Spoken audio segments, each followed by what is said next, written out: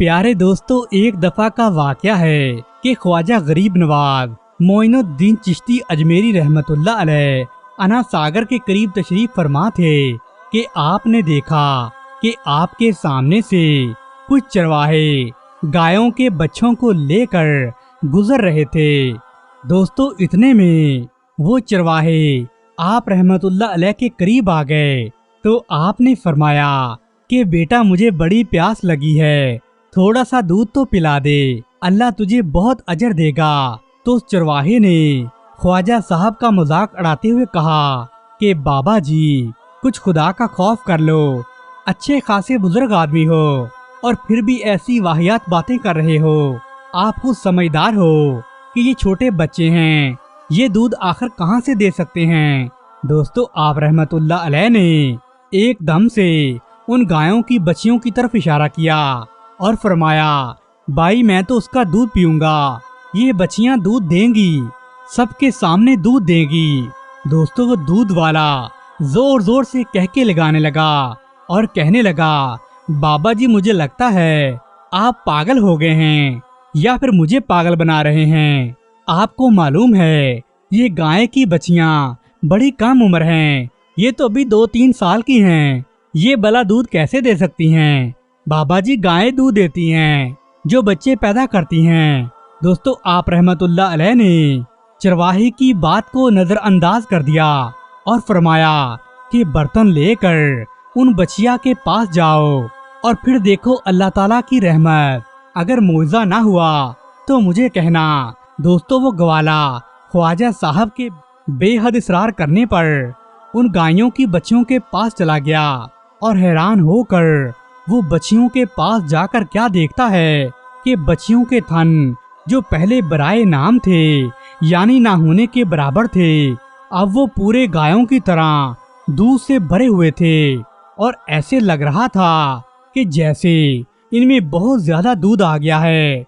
लिहाजा उस ग्वाले ने हैरान होते हुए अपना दूध वाला बर्तन गाय के थनों के नीचे रख दिया।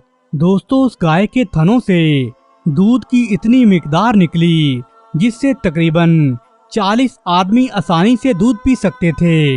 ये देखकर वो चरवाहा थर थर कांपने लगा और गिड़गिड़ाते हुए आपके कदमों में गिरकर माफिया मांगने लगा और कहने लगा, ख्वाजा साहब, मुझे माफ फरमा दें, बेशक आप एक पहुंची हुई हस्ती हैं, आप अल्लाह के सच्चे वली हैं। और दोस्तों, उसने ख्वाजा साहब के हाथों पर इस्लाम कबूल कर लिया और इस तरह ख्वाजा साहब ने उसे अपने मुरीदों में दाखिल फरमा दिया। दोस्तों, इसी तरह मुगलिया सल्तनत का बादशाह जलालुद्दीन अकबर वसीओ अरीज सल्तनत, मजबूत तरीन फौज और बेपनाह शाही दबदबे के बावजूद एहसासे महरूमी में मुब्तला रहता था। दोस्तों, मुगल बादशाह के यहाँ कई बेटे पैदा हुए लेकिन वो ज्यादा दिन तक जिंदा नहीं रहते थे। चंद साल के बाद ही वो फौत हो जाते थे। तो वुज़रा, उमरा और फौज के सिपासलार हमेशा यही सोचते रहते थे कि बादशाह अकबर के मरने के बाद ताजो तख्त का वारिस कौन होगा। अगर बादशाह ऐसे ही औलादे नरीना से महरूम रहा तो मुल्क की सल्तनत कौन संभालेगा। दोस्तों, अकबर बादशाह गुजरते दिनों के साथ अंदर से कमजोर होता चला जा रहा था। उसे अपनी जिंदगी बेमकसद दिखाई देने लगी थी। उन्हीं दिनों उसने एक दरवेश सलीम चिश्ती का जिक्र सुना। दोस्तों, ये दरवेश अकबर के दारुल हुकूमत आगरा के करीब एक इलाके में रहता था। तो बादशाह जलालुद्दीन अकबर ने उस दरवेश से मिलकर अपनी दिली आरजू को बयान करने का फैसला किया।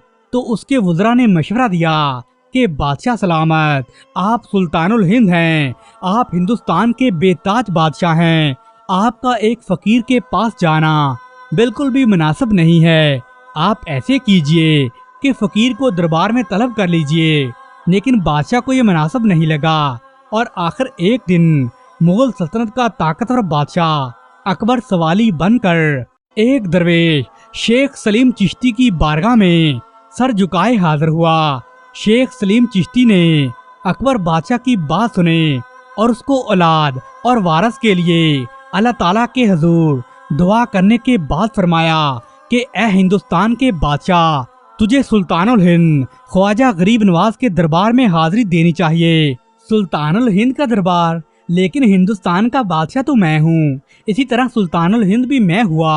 अकबर ने हैरानी से उस बुजुर्ग से पूछा तो वो बुजुर्ग फरमाने लगे, आपकी बादशाहत हिंदुस्तान की सरजमीन पर है, ये दुनियावी और आर्जी हुकूमत है, जबकि सरजमीन हिंद की रूहानी और मुस्तकिल हुक्मरानी का ताज तो अल्लाह ताला ने अपने एक गुलाम ख्वाजा गरीब नवाज अल मरूफ ख्वाजा मोइनुद्दीन चिश्ती रहमतुल्लाह अलैह के सर पर सजा दिया है। दोस्तों, शेख सलीम चिश्ती के फरमान पर अकबर बादशाह ने फौरन अमल किया और चंद दिन के बाद ही अकबर बादशाह अपने लाहो लश्कर के हमरा अजमेर शरीफ पहुंच गया। दरबार के बाद लोग अकबर को नहीं जानते थे। सल्तनत का फरमारवा एक औलिया अल्लाह के दरबार पर जाए, लेकिन बादशाह ने अपने वुज़रा के तमाम मशवरे रद्द कर दिए और ख्वाजा हिंद मोइनुद्दीन चिश्ती रहमतुल्लाह अलैह से इजहार अकीदत करने के लिए आगरा से अजमेर की तरफ 120 कोसों 400 किलोमीटर का फासला सवारी की बजाय पैदल तय किया। दोस्तों, सुल्तानुल हिंद हजरत ख्वाजा मोइनुद्दीन चिश्ती रहमतुल्लाह अलैह के दरबार में हाजिर होकर हिंदुस्तान के बेताज बादशाह जलालुद्दीन अकबर ने काफी देर तक गिरियावजारी की। अकबर बादशाह अजमेर से वापस आगरा आ गया और चंद दिनों के बाद शेख सलीम चिश्ती के दरबार में हाजिर हुआ। तो शेख सलीम चिश्ती की दवाओं का ये असर हुआ कि अकबर बादशाह के यहाँ एक बेटा पैदा हुआ। दोस्तों, अकबर बादशाह ने शेख सलीम चिश्ती के नाम पर अपने फर्जंद का नाम सलीम रखा, लेकिन हजरत सलीम चिश्ती से अकीदत और एहतराम में अपने बेटे को कभी सलीम कहकर नहीं पुकारा कि उसका लक़ब शेखू रखा। दोस्तों, तारीख शहजादा सलीम बिन अकबर को शहनशाह जहांगीर के नाम से जानती है। दोस्तों, बंदे का सर अगर अल्लाह ताला की खिदमत में सजदा रेज हो जाए और अल्लाह ताला से सच्चे दिल से दुआ करे तो अल्लाह ताला उसकी दुआ जरूर कबूल फरमाता है। दोस्तों, हज़रत ख्वाजा मोइनुद्दीन ऐसी ही चंद अजीम हस्तियों में से शामिल हैं कि आपकी दुआएं रद्द नहीं होती। आपके आस्थाने पर दुनिया के कोने कोने से लोग आते हैं। इस आस्थाने की चौखट हर खासो आम के लिए खुली हुई है। ये वो मकाम है जहाँ पर आकर बड़े बड़े बादशाहों की पेशानियां झुक जाती हैं। दोस्तों, इसी वजह से बादशाह अकबर भी नंगे पैर ही वहाँ आया था। दोस्तों, ख्वाजा गरीब नवाज मोइनुद्दीन चिश्ती अजमेरी रहमतुल्लाह अलैह से अकीदतो मोहब्बत और उनके आस्थाने की जाज़बे कशी सुल्तान हिंद का शेवा रहा है। हर जमाने में ये ख्याल आम रहा है कि ज़ाहरी सल्तनत किसी के भी पास हो, लेकिन बातनी सल्तनत तो ख्वाजा गरीब नवाज के पास ही है। असल सुल्तानुल हिंद तो आप ही की जात हैं। प्यारे दोस्तों, सुल्तान शहाबुद्दीन पहला मुसलमान हुक्मरान था जिसने दिल्ली और अजमेर को फतह करके अपना झंडा वहां पर गाड़ा था। उसे ये कामयाबी कई हमलों के बाद हासिल हुई थी, लिहाजा ये कामयाबी उसके लिए बड़ी अहम थी। सुल्तान गौरी के बारे में अक्सर किताबों में बयान किया जाता है कि उसने हिंदुस्तान पर कई बार हमले किए थे। हर बार उसे नाकामी का मुंह देखना पड़ता था। दिल्ली और अजमेर के हुक्मरान पृथ्वीराज चौहान हमेशा उससे जंग में जीत जाता था। हिंदुस्तान को फतेह करना सुल्तान गौरी का ख्वाब ही रह गया था, मगर हजारों फौजियों की जानें और लाखों रुपए बर्बाद करने के बाद भी उसका ये ख्वाब शर्मिंदा ताबीर नहीं हो पा रहा था। उसी दौरान सुल्तान गौरी ने एक रात ख्वाब में ख्वाजा मोइनुद्दीन को देखा, जो उसे कह रहे थे, ऐ शहाबुद्दीन मोहम्मद गौरी, हिंदुस्तान तेरा मुंतजर है, चल तैयार हो जा, इस बार कामयाबी तेरे कदम चूमेगी। दोस्तों, नींद से बेदार होकर सुल्तान गौरी ने अपनी फौज के सिपा सलारों को बुलाया और उन्हें जंग की तैयारी का हुक्म दिया।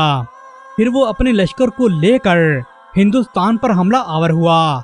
एक तरफ हिंदू राजाओं के 3 लाख से ज्यादा फौजें थीं और उनके पास हर किस्म का साजो सामान और असला मौजूद था, जिनका लीडर पृथ्वीराज चौहान था। जबकि दूसरी तरफ शहाबुद्दीन गौरी, जिसकी फौज सिर्फ 1 लाख थी, यानी कि पृथ्वीराज चौहान की फौज से 3 गुना कम थी।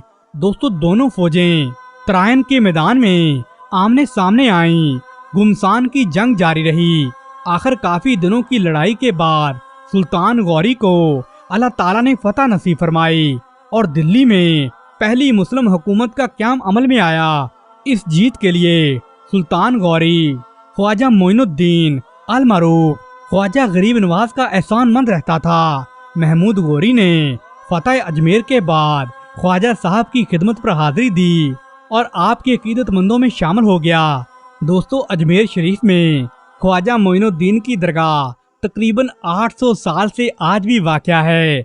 आपके दस्ते हक पर लाखों बंदगाने खुदा ने इस्लाम कबूल किया है और रोजाना हजारों अफराद आपकी दरगाह पर दूर दराज से रूहानी फ्यूज़ो बरकत हासिल करने के लिए आते हैं। दोस्तों ये वही दरगाह शरीफ है जहां हिंदुस्तान के फरमारवा सुल्तान मोहम्मद तुगलक, सुल्तान शमसुद्दीन तमश, अहमद शाह अब्दाली, शहाबुद्दीन गौरी, शेर शाह सूरी, कुतुबुद्दीन ऐबक, अलाउद्दीन खिलजी और अमूर तैमूर, रियासुद्दीन तुगलक, नादिर शाह, मुगल बादशाह अकबर, मुगल बादशाह जहांगीर, दारुशिकवा और रंगरेज बहादुर शाह शामिल हैं। ये हजरात आपकी दरगाह पर मुसलसल हाजिरी के लिए आते रहते थे। प्यारे दोस्तों ख्वाजा मोइनुद्दीन ने तबकाती निज़ाम और छूत छात के इस भयानक माहौल में इस्लाम का नजरिया तौहीद पर अमल किया। दोस्तों ख्वाजा साहब जब हिंदुस्तान में आए थे तो यहाँ इस्लाम के नाम लेवा मुश्किल से नजर आते थे। बस इक्का दुक्का ही मुसलमानों के घर थे। ख्वाजा मोइनुद्दीन के हिंदुस्तान आने से हिंदुस्तान में इस्लाम की ऐसी शमा रोशन हुई जो आज भी रवां है और अपने पुरनूर से दुनिया को मुनव्वर कर रही है। दोस्तों अजमेर शरीफ की खानकाह ऐसी खानकाह है जिसमें लाखों कुफ्फार, मुशरिकीन और ईसाइयों की तकदीरें बदल दी हैं और उन्हें ईमान की दौलत नसीब फरमाई है। दोस्तों हिंदुस्तान पर जब बरतानवी हुकूमत का राज था तो एक ईसाई नौजवान लॉर्ड कर्जन हुआ करता था। उसने कहा था कि मैंने अपनी जिंदगी में 2 ही बुजुर्ग देखे हैं जो अपनी वफात के बाद भी हिंदुस्तान के लोगों के दिलों पर हुक्मरानी करते हैं। उनमें एक तो मुगल फरमारवा औरंगजेब आलमगीर है और दूसरी शख्सियत ख्वाजा गरीब नवाज अल-मारूफ ख्वाजा मोइनुद्दीन चिश्ती अजमेरी हैं। दोस्तों आप रहमतुल्लाह अलैह की निगाह जिस फास्को फाजर पर भी पड़ती थी वो राह रास्त पर आ जाता था। आपके किरदार से मुतासर होकर ये भी कहा जाता है कि हिंदुस्तान के 90 लाख हिंदुओं ने आपके हाथ पर इस्लाम कबूल किया। दोस्तों आप रहमतुल्लाह अलैह ने इस्लाम की तरवीज के लिए अपने दिल के दरवाजे सबके लिए खोल दिए थे। आप सब लोगों को खुदा परस्ती, इंसानियत की खिदमत करने और बुराई से बचने की तालीम देते थे। गैर मुसलमानों के साथ आपका रवैया इंतहाई रवादारी और सुलह का था। दोस्तों ख्वाजा मोइनुद्दीन पाक सीरत और इंसान दोस्त आदमी थे। आप अल्लाह ताला की वहदानियत पर यकीन रखते थे। आपका सबसे बड़ा कारनामा तो यही है कि आपने हिंदुस्तान में जहां पर हिंदू कई लाख बुतों की पूजा करते थे और अपने भगवानों और देवी देवाओं को पूजते थे, आपने वहां से बुत परस्ती का खात्मा किया और इस्लाम की शमा रोशन की। दोस्तों कहा जाता है कि आपकी हयात में अजमेर शरीफ में बहुत सारे हिंदू मुसलमान हो गए थे। सिर्फ चंद ही घर हिंदुओं के बचे थे और बाकी ये तमाम इलाका आपकी बरकत से दायरा इस्लाम में दाखिल हो गया था। दोस्तों ख्वाजा साहब का शुमार आज भी हिंदुस्तान और बरसगीर पाको हिंद के नामवर औलिया कराम में होता है। आप रहमतुल्लाह अलैह ने 97 बरस की उम्र में वफात पाई थी। आपका मज़ार मुबारक अजमेर शरीफ में वाक़या है। दोस्तों अल्लाह ताला से दुआ करते हैं कि ख्वाजा साहब पर रहमत हो। दोस्तों अब आगे वीडियो में हम आपको चंद मशहूर औलिया कराम की करामात के बारे में बताते हैं। उम्मीद है आपको ये करामात सुनकर बहुत अच्छा महसूस होगा और आपके लिए ये हदायत का रास्ता बनेगी।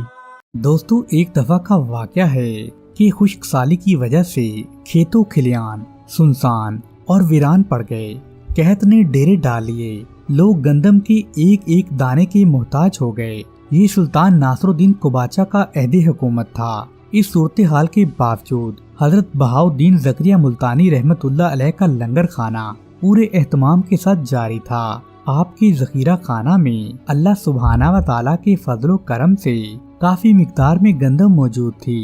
چنانچہ ناصر الدین قباچہ نے آپ سے گندم کی فراہمی کی درخواست کی تو آپ نے اپنے ذخیرہ کے دروازے عوام الناس کی ضرورت پوری کرنے کے لیے کھول دیے۔ تو چنانچہ سلطان ناصر الدین قباچہ نے آپ کی خدمت میں گندم کے حصول کے لیے اپنے کچھ ملازمین کو بھیجا تو آپ نے ان کی طلب کے مطابق انہیں ذخیرہ خانے سے گندم لے جانے کی اجازت دے ڈالی۔ دوستو سلطان ناصر الدین قباچہ کے یہ ملازمین جب گندم کے بورے لے کر پہنچے تو انہیں معلوم ہوا کہ گندم کے ساتھ چاندی کے سکوں سے بھرے ہوئے 7 بڑے کوزے بھی موجود ہیں۔ انہوں نے اس بات کی اطلاع سلطان ناصر الدین قباچہ کو دی تو اس نے فوری طور پر حکم دیا کہ گندم رکھ لی جائے، جبکہ چاندی کے سکوں کے کوزے واپس حضرت بہاؤالدین زکریا رحمت اللہ علیہ کے پاس روانہ کیے جائیں۔ دوستو جب سلطان ناصر الدین کے ملازمین سکوں کے کوزے لے کر حضرت بہاؤالدین کی خدمت میں حاضر ہوئے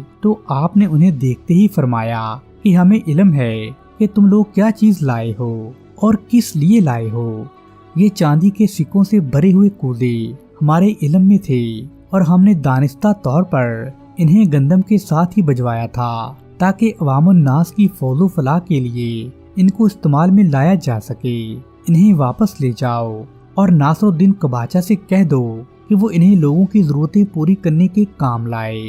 دوستو قطب الدین ایبک کی وفات کے بعد جیسے ہی شمس الدین تمش حکمران سلطنت ہوا تو سلطان ناصر الدین قباچہ نے موقع سے فائدہ اٹھاتے ہوئے خود مختاری کا اعلان کر دیا، مگر حضرت بہاؤالدین زکریا نے ناصر الدین قباچہ کے اس منصوبے پر سخت برہمی کا اظہار کیا۔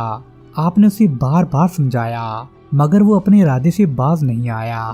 دوستو جب آپ کی تمام کوششیں بے اثر ثابت ہوئیں تو آپ نے سلطان شمس الدین تمش کو خط لکھا جس میں آپ نے واضح طور پر اسے بتا دیا کہ ناصر الدین قباچہ بغاوت پر اتر آیا ہے اور اس نے خود مختاری کا اعلان کر ڈالا ہے اور وہ سلطنت دلی کے زیر اثر نہیں رہنا چاہتا، جبکہ عوام الناس پہلے ہی سے اس سے بہت زیادہ تنگ آ چکے ہیں۔ نہ وہ شریعت کا پابند ہے اور نہ ہی وہ لوگوں کی فلاح و بہبود کے لیے کوشاں ہے۔ اسی طرح کا ایک خط آپ رحمت اللہ علیہ نے قاضی شرف الدین اصفہانی کو بھی لکھا جس نے آپ نے وہی باتیں دہرائیں جو بہاؤالدین زکریا نے تحریر فرمائی تھیں۔ چند پیشہ اور منافقین نے انعام کے لالچ میں رستے میں ہی ان خطوط کو اچک لیا اور انہیں فوری طور پر ناصر الدین قباچہ کے پاس پہنچا دیا۔ سلطان ناصر الدین قباچہ نے اپنے خلاف لکھے گئے ان خطوط کو پڑھا تو وہ غصے سے پاگل ہو گیا۔ اس نے حضرت بہاؤالدین زکریا اور قاضی شرف الدین کو اپنے پاس بلا بھیجا۔ دونوں معززین حسن اتفاق سے اکٹھے ہی سلطان قباچہ کے پاس پہنچے تو سلطان قباچہ نے بظاہر تو دونوں کا استقبال کیا مگر وہ دل ہی دل میں جل رہا تھا۔ اس نے حضرت بہاؤالدین زکریا کو تخت پر اپنے دائیں جانب بٹھایا جبکہ قاضی شرف الدین کو سامنے ایک مخصوص جگہ پر بٹھا دیا جس کی منصوبہ بندی اس نے پہلے ہی سے کر رکھی تھی۔ دوستو اب سلطان ناصر الدین نے قاضی شرف الدین کا لکھا ہوا خط اپنی جیب سے نکال کر انہیں تھما دیا۔ اس سے پہلے کہ قاضی شرف الدین کوئی جواب دیتے سلطان ناصر الدین قباچہ نے جلاد کو خاص اشارہ کیا۔ جلاد کو پہلے ہی سے اس بات کا حکم دیا جا چکا تھا، وہ صرف اشارے کا منتظر تھا۔ اس نے پلک جھپکتے ہی قاضی شرف الدین کا سر قلم کر کے انہیں شہادت کے اعلیٰ رتبے کا حقدار بنا دیا۔ دوستو دربار میں مکمل سناٹا چھا گیا، کسی کے وہم و گمان میں بھی نہیں تھا کہ سلطان ناصر الدین اس حد تک بھی جا سکتا ہے۔ تو پھر اس نے حضرت بہاؤالدین زکریا کا لکھا ہوا خط اپنی جیب سے نکال کر آپ کے سامنے رکھا اور پوچھنے لگا کہ حضرت یہ خط آپ نے کیوں لکھا ہے؟ تو حضرت بہاؤالدین زکریا نے انتہائی جرأت اور دلیری کے ساتھ جواب دیا کہ یہ خط میں نے رب ذوالجلال کے ارشاد کے مطابق لکھا ہے اور اس کا لفظ صداقت پر مبنی ہے۔ تو سلطان ناصر الدین کہنے لگا کہ یہ خط ارشاد ربانی کے مطابق کس طرح ہے؟ تو حضرت بہاؤالدین زکریا نے ناصرالدین قباچہ کی آنکھوں میں آنکھیں ڈال کر فرمایا کہ یہ رب قادر و قدیر کا ارشاد ہے کہ کسی بے گناہ انسان کا خون نہ بہایا جائے۔ ایک بے گناہ انسان کا خون تمام انسانیت کا خون ہے۔ تم جو قدم اٹھانے والے ہو اس سے مسلمانوں کا ناجائز خون خرابہ ہوگا۔ میں اب بھی یہی کہتا ہوں کہ خود مختاری کا اعلان کرنے سے باز رہو اور اس ذلت و رسوائی سے بچنے کی کوشش کرو جو اس اعلان کے نتیجے میں تمہارا مقدر بن جائے گی۔ دوستو، سیر العارفین میں تو یہ بھی آتا ہے کہ حضرت بہاؤالدین زکریا ملتانی رحمت اللہ علیہ کی اس حق گوئی پر اگرچہ سلطان ناصر الدین خاموش رہا تاہم وہ اپنے ارادے سے باز نہیں آیا۔ اس نے خود مختاری کا اعلان کیا تو شمس الدین تمش کی فوج نے اسے للکارا اور وہ مقابلے کی تاب نہیں لا سکا اور وہ بھاگ کھڑا ہوا۔ یوں اس کوشش میں وہ دریائے سندھ کے عین وسط میں ڈوب کر مر گیا۔ اس طرح حضرت بہاؤالدین زکریا نے اسے جس ذلت و رسوائی سے خبردار کیا تھا وہ آخر میں اس کا مقدر ہی جا ٹھہری۔ تاہم آپ رحمت اللہ علیہ کی دور اندیشی اور حق گوئی کی بدولت بے گناہ مسلمانوں کا خون ہونے سے بچ گیا۔ دوستو، حضرت بہاؤالدین زکریا لوگوں کی فلاح و بہبود اور مفاد عامہ کے لیے دل کھول کر رقم خرچ کیا کرتے تھے۔ آپ ضرورت مندوں کی ضرورتیں پوری کرتے تھے، مسکینوں کو کھانا کھلاتے اور یتیموں کو سہارا فراہم کرتے تھے۔ آپ کے دروازے سے کبھی کوئی سائل خالی نہیں گیا تھا، بلکہ آپ کو ضرورت مندوں اور حاجت مندوں کو تلاش کر کر کے ان کی مدد فرماتے تھے۔ دوستو، ایک دفعہ آپ عبادت الہی میں مصروف تھے کہ یکا یک آپ اٹھ کھڑے ہوئے۔ آپ کے ساتھ ہی وہاں پر موجود تمام درویش اور مریدین بھی اٹھ کھڑے ہوئے تو حاضرین حیران تھے کہ آپ اچانک کیوں اٹھ گئے ہیں، مگر پھر انہوں نے دیکھا کہ حضرت بہاؤالدین زکریا نے روپیوں کا ایک مخصوص تھیلا اٹھایا اور انتہائی تیزی کے ساتھ آپ وہاں سے باہر نکل گئے۔ تمام حاضرین جو اس وقت وہاں موجود تھے وہ بھی دوڑتے ہوئے آپ کے پیچھے باہر آ گئے۔ تھوڑے ہی فاصلے پر انہوں نے دیکھا کہ چند افراد ایک غریب اور مفلوق الحال آدمی کو مار پیٹ رہے ہیں اور اپنے قرض کی واپسی کا مطالبہ کر رہے ہیں۔ حضرت بہاؤالدین زکریا نے ان لوگوں کو دور ہی سے آواز دی اور آپ نے گرجدار آواز میں کہا کہ رک جاؤ، تمہاری رقم ابھی تمہیں واپس مل جائے گی۔ جب آپ ان لوگوں کے قریب گئے تو انہوں نے پوچھا کہ اس شخص کی رقم کون دے گا۔ آپ نے روپیوں کا تھیلا ان کی طرف پھینکا اور فرمانے لگے کہ جس قدر تمہارا قرض ہو اس میں سے اتنا لے لو اور اس آدمی کو چھوڑ دو۔ یوں آپ نے ایک غریب اور نادار آدمی کی اس طرح مدد کی کہ کسی کے وہم و گمان اور سوچ و خیال میں بھی نہیں تھا کہ آپ ایسا کریں گے۔ دوستو، اسی لیے آپ بنفسہ نفیس وہاں موجود نہیں تھے، مگر رب کائنات جس سے جو کام لینا چاہتا ہے اس سے لے لیتا ہے، اور جس کو نیکی کی تفویض ہونا ہوتی ہے وہی اسے سر انجام دیتا ہے۔ اللہ کے راز اللہ ہی بہتر جانتا ہے، کیونکہ وہی ذات علیم بھی ذات صدور ہے۔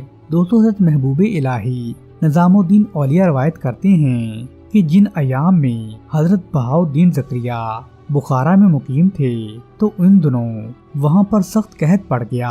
یہ قحط ایسا سخت اور پر آزمائش تھا کہ زمین خشکی کے مارے ٹکڑے ٹکڑے ہو کر بکھرنے لگی۔ اس صورتحال سے ہر آدمی رنجیدہ اور نم دیدہ تھا۔ شہر بھر کے معزز لوگ ایک جگہ جمع ہو گئے کہ آخر کیا کیا جائے۔ بالآخر یہی متفقہ فیصلہ ہوا کہ سب مل کر حضرت بہاؤالدین زکریا رحمت اللہ علیہ کے پاس جاتے ہیں اور ان کے حضور بارش کے لیے درخواست کی دعا کرتے ہیں۔ دوستو، حضرت بہاؤالدین زکریا اس موقع پر اللہ سبحانہ و تعالیٰ کے حضور کافی دیر تک سجدہ ریز رہے۔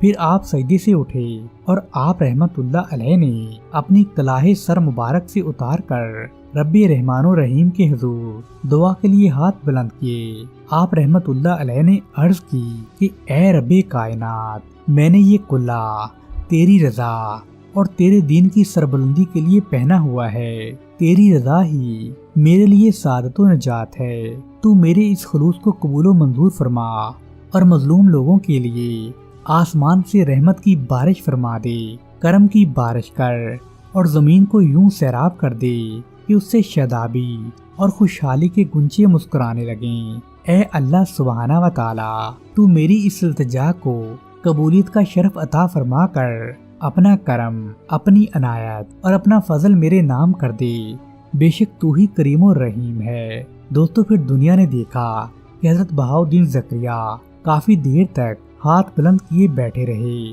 حتیٰ کہ آپ کی آنکھوں میں نمی اتر آئی، رحمت خداوندی جوش میں آئی، گنگور گھٹا اٹھی، بادل گرجنے لگے، بجلی زور زور سے چمکنے لگی اور زمین جل تھل ہو گئی، دوبارہ سے فصلیں زندہ ہو گئیں اور پس مردہ چہروں پر خوشی کے ستارے جگمگانے لگے۔ دوستو حضرت بہاؤالدین زکریا کو تلاوت قرآن پاک سے بڑا ہی شوق تھا۔ سیر العارفین کے مطابق حضرت بہاؤالدین زکریا کی عادت تھی کہ آپ باقاعدگی کے ساتھ نماز تہجد ادا فرماتے تھے اور اس کے بعد قرآن پاک کی تلاوت شروع کر دیتے تھے اور نماز فجر تک روزانہ ہی تلاوت قرآن مجید فرمایا کرتے تھے۔ دوستو حضرت بہاؤالدین زکریا رحمت اللہ علیہ مجسمے عجز و انکسار تھے۔ آپ اپنی تعظیم و تکریم کو پسند نہیں فرماتے تھے۔ ایک دفعہ آپ کا ایک مرید وضو کرنے میں مصروف تھا کہ اس نے اچانک آپ کو آتے ہوئے دیکھا اور اس نے اپنا وضو نامکمل چھوڑ کر آپ کی تعظیم کے لیے کھڑا ہونا مناسب سمجھا۔ آپ نے اس بات کو پسند نہیں فرمایا اور آپ نے اسے ہدایت کی کہ وہ آئندہ کبھی ایسا نہ کرے۔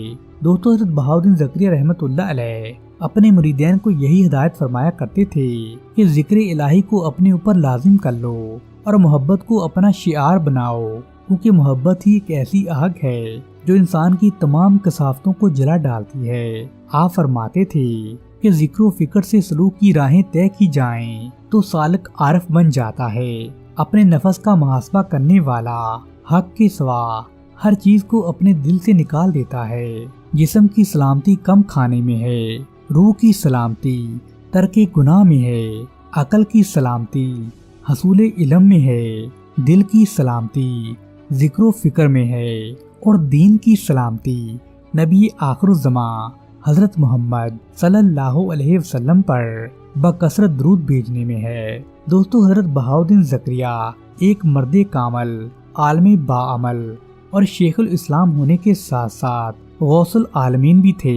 آپ نے اپنی طویل عمر میں رشد و ہدایت کی شمع جلائے رکھی۔ تقریباً 90 برس کی عمر میں یعنی 27 رمضان المبارک 566 ہجری تا 7 صفر المظفر 661 ہجری تک یہ منارہ نور دور دور تک علم و معرفت کی کرنیں بکھیرتا رہا اور آپ کا مزار مبارک ملتان میں قلعہ کہنا قاسم باغ پر موجود ہے، جہاں ملک کے کونے کونے سے زائرین حاضری دے کر نذرانہ عقیدت پیش کرتے ہیں۔ سبحان اللہ۔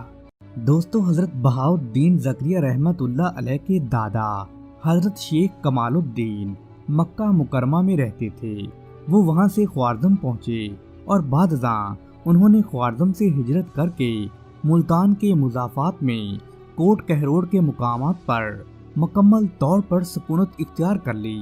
وہاں ان کے صاحبزادے اور حضرت بہاؤالدین زکریا رحمت اللہ علیہ کے والد ماجد حضرت شیخ وجی الدین کا نکاح حضرت سید حسام الدین کی صاحبزادی محترمہ حضرت زبیدہ سے ہو گیا۔ دوستو انہی کے بطن سے حضرت بہاؤالدین زکریا رحمت اللہ علیہ کی ولادت باسعادت ہوئی ہے۔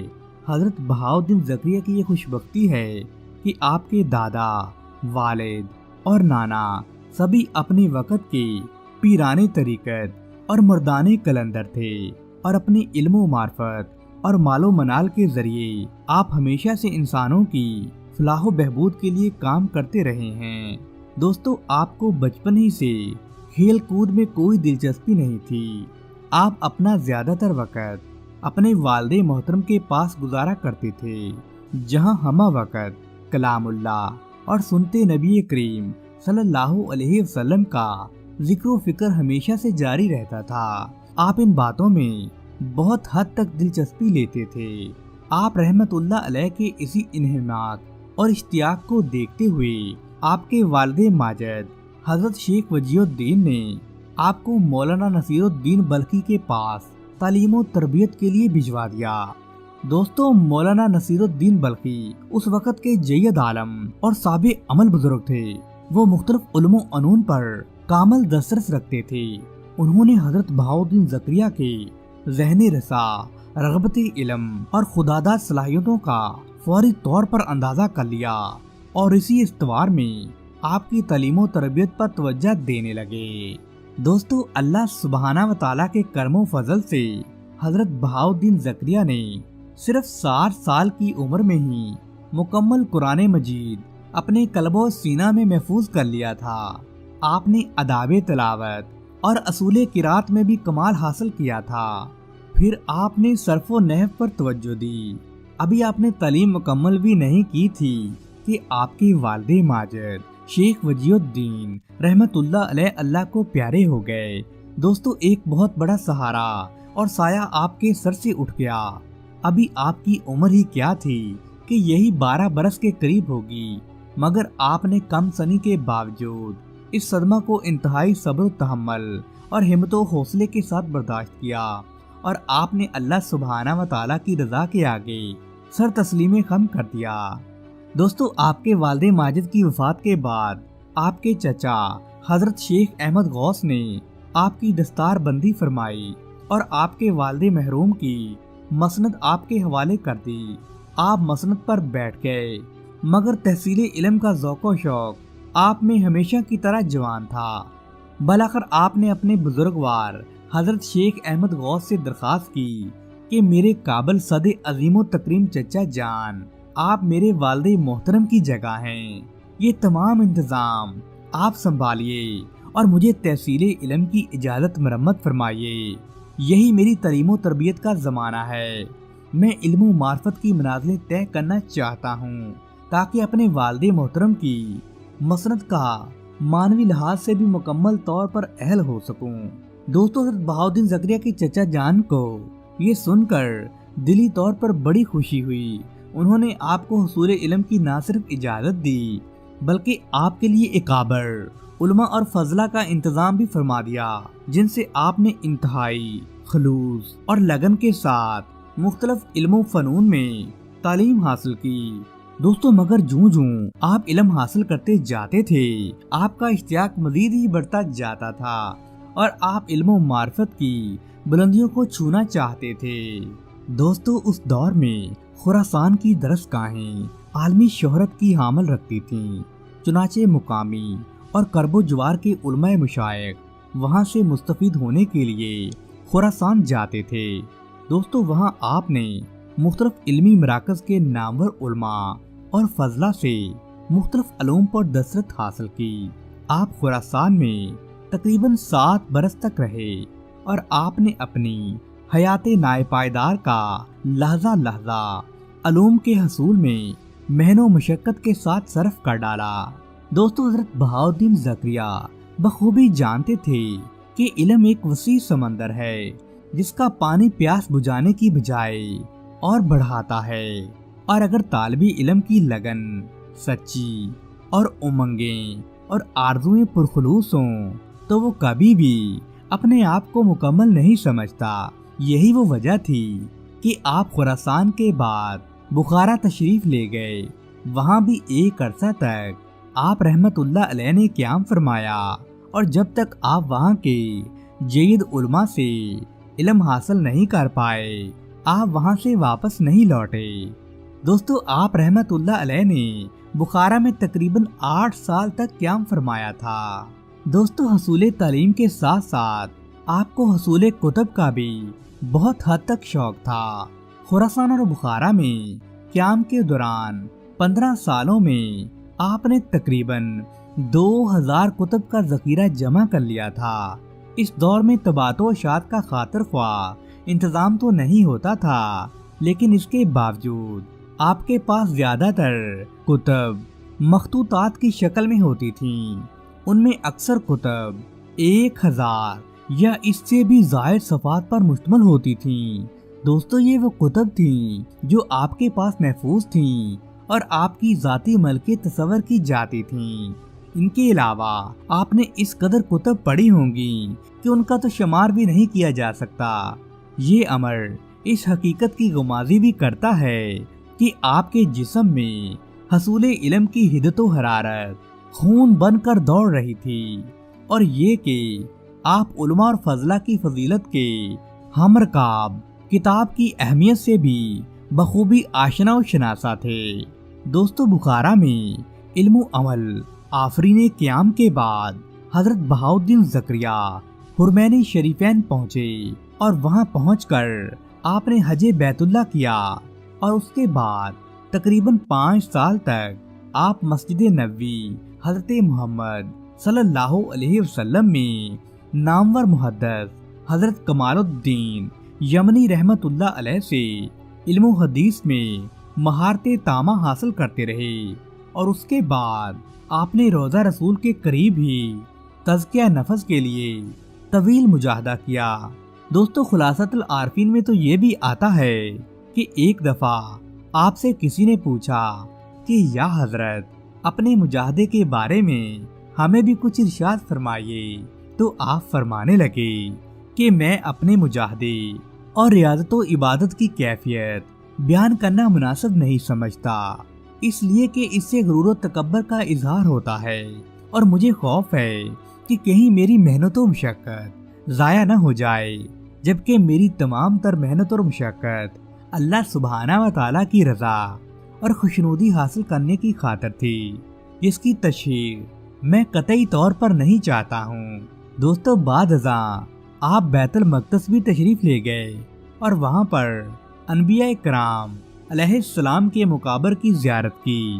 آپ کو مرشد کامل کی تلاش تھی تاکہ سلوک و معرفت کی منازل طے کرتے ہوئے آپ بام عروج تک پہنچ سکیں۔ چنانچہ بیت المقدس کے بعد دمشق، سمرقند اور بخارا سے ہوتے ہوئے آپ بغداد پہنچے۔ دوستو، وہاں آپ حضرت شیخ الشیوخ شہاب الدین سہروردی مخلوق خدا کی تعلیم و تربیت اور دعوت حق میں ہمہ تن مصروف تھے۔ آپ نے ان کے دستے حق پر بیعت حاصل کی اور مرید کامل کو مرشد کامل تو مل ہی چکا تھا، دونوں ایک دوسرے کے یوں قریب آئے جیسے برسوں سے ملنے کے تمنائی ہوں۔ دوستو، اس موقع پر حضرت شیخ شہاب الدین نے حضرت بہاؤالدین کو بیک وقت 3 خرقے عطا فرمائے تھے اور آپ سے کہا تھا کہ بہاؤالدین، عظمت اور برکت اور رحمت، یہ تینوں خرقے صرف اور صرف تیرے لیے ہیں، انہیں اپنے سر پر رکھ لے۔ یہ وہ خرقے ہیں جو آج تک کسی کا مقدر نہیں ٹھہرے ہیں اور کوئی بھی تینوں خرقے ایک ساتھ حاصل نہیں کر سکا ہے۔ پیارے دوستو، بعد ازاں حضرت شیخ شہاب الدین نے اپنا ذاتی مسلح بھی حضرت بہاؤالدین زکریا کو عنایت فرما دیا۔ اس مرحلہ پر وہ تمام درویش اور مردان حق بھی موجود تھے جو برسوں سے معرفت الہی کی معراج حاصل کرنے کے لیے عبادت و ریاضت میں لمحہ بلمحہ مصروف عمل رہتے تھے۔ انہوں نے جب شیخ شہاب الدین کے لطف و عنایت کا یہ عالم دیکھا تو وہ آپس میں خسر پھسر کرنے لگے کہ یہ معاملہ ہماری سمجھ سے تو بالا تر ہے۔ یہ کیسا درویش ہے جس نے حضرت شیخ بہاؤالدین کو اس قدر اپنا گرویدہ بنا لیا ہے کہ ابھی 1 دن اور 1 رات کی مختصر مدت میں ہی، حالانکہ ہم برسوں سے ریاضت اور مجاہدے میں مصروف عمل ہیں، اس درویش نے 1 رات ہی میں شیخ شہاب الدین کے یہاں نہایت لطف و کرم اٹھایا ہے کہ اسے 2 خرقوں کے ساتھ تیسرا خرقہ بھی مل گیا ہے جو انہوں نے خود زیب تن کیا ہوا تھا، جبکہ آج تک آپ نے کبھی ایسا نہیں کیا۔ دوستو، مزید یہ کہ ذاتی خرقے کے ساتھ ساتھ وہ ذاتی مسلح بھی دے دیا جس پر انہوں نے برسوں اللہ سبحانہ و تعالیٰ کی عبادت فرمائی تھی۔ کیا ہماری ریاضت اور مشقت میں کوئی کمی رہ گئی ہے؟ کیا ہم سے کوئی کوتاہی ہو گئی ہے؟ آخر یہ معاملہ کیا ہے؟ دوستو، وہ باقی کے تمام مردان کلندر یہ باتیں آپس میں کرنے لگے تو شیخ شہاب الدین رحمت اللہ علیہ نے جب یہ باتیں سنی تو آپ رحمت اللہ علیہ نے تمام متعلقین اور درویشان طریقت کو ملاقات کے لیے بھیجا۔ جب سب جمع ہو گئے تو آپ نے پوچھا کہ صاف صاف بتاؤ کہ آخر کیا بات ہے، آخر آپ لوگ اس قدر اندیشوں اور فکروں میں کیوں مبتلا ہیں؟ آپ کو جو بھی پریشانی ہے اس سے مجھے تمہیں آگاہ کرنا چاہیے تھا۔ ये तो तुम्हारा फर्ज बनता था। दोस्तों, एक मर्द दरवेश ने तमाम मर्दाने बासफा की नुमाइंदगी करते हुए कहने लगा कि या हजरत, हम इस वजह से फिक्रमंद हैं कि हम बरसों से आपके साथ रहते हैं और इबादत और रियाजत में भी कोई कसर बाकी नहीं रखते, लेकिन आपकी तवज्जो बरसों से हम पर नहीं हुई है और इस नौवारद मर्दे कामल पर कुछ ही वक्त में हो गई है। आखिर में इसकी वजह क्या है? दोस्तों, शेख शहाबुद्दीन ने जब उन दरवेशों की ये बातें सुनी तो आपने तमाम हाजरीन महफिल को एक एक कबूतर अता फरमाया। उन हाजरीन में हजरत बहाउद्दीन ज़करिया भी शामिल थे। आपने सबको कबूतर देने के बाद ये हुक्म जारी किया कि तुम सब ये कबूतर ले जाओ और अपना अपना कबूतर छुपाकर ऐसी जगह ज़िबा करके लाओ जहां तुम्हें कोई ना देख रहा हो। दोस्तों, शेख शहाबुद्दीन की हिदायत पर तमाम दरवेश हजरात अपना अपना कबूतर लिए चार जानब दौड़ पड़े और जल्द ही ज़िबा किए हुए कबूतरों को लेकर वापस आन पहुंचे। आपने तमाम दरवेशों से जब पूछा कि क्या तुमने इनको ऐसी जगह पर जाकर ज़िबा किया था जहां पे तुम्हें किसी ने नहीं देखा था, तो दोस्तों सब एक जुबान होकर कहने लगे कि या हजरत, आप हमारा यकीन कीजिए कि हमने आपकी हिदायत पर पूरी तरह से अमल किया है और हम इंतहाई खुफिया जगहों पर जाकर ये कबूतर ज़िबा करके लाए हैं, हता कि हम में से किसी ने भी एक दूसरे को देखा तक नहीं था। दोस्तों, जब हजरत शेख शहाबुद्दीन ने ये दरियाफ्त किया कि बहाउद्दीन वापस आ गया है, तो दोस्तों सब इधर उधर देखने लगे और अर्ज करने लगे कि किबला मोहतरम, बहाउद्दीन अभी तक नहीं पहुँचे। तो चुनाचे शहाबुद्दीन सहरवर्दी रहमतुल्लाह अलैह फरमाने लगे कि अभी थोड़ा इंतजार करो, जब तक बहाउद्दीन नहीं आते हम मजीद बात नहीं कर सकते। दोस्तों, तमाम दरवेश इंतहाई इश्तियाक के साथ हजरत बहाउद्दीन ज़करिया मुल्तानी रहमतुल्लाह अलैह का इंतजार फरमाने लगे। अभी थोड़ी ही देर गुजरी थी कि मुंतजरीन ने देखा कि हजरत बहाउद्दीन ज़करिया दौड़े दौड़े आ रहे हैं। जैसे ही बहाउद्दीन ज़करिया मजमा में पहुंचे तो शेख शहाबुद्दीन ने उनसे पूछा कि ए बहाउद्दीन, क्या अपना कबूतर ज़िबा करके लाए हो?